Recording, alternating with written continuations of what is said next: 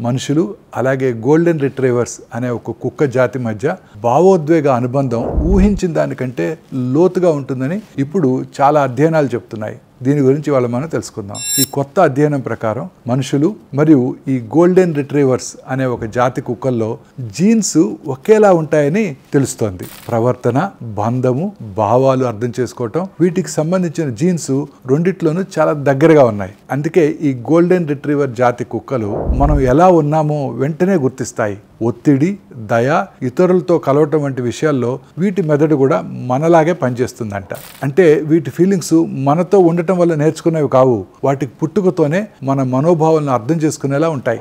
ఈ అధ్యయనం ఇంకో ముఖ్యమైన విషయం కూడా మనకు చెప్తోంది. అంటే ఈ జాతి కుక్కలు మనకు నిజంగా చికిత్సలాగా పనిచేస్తాయి.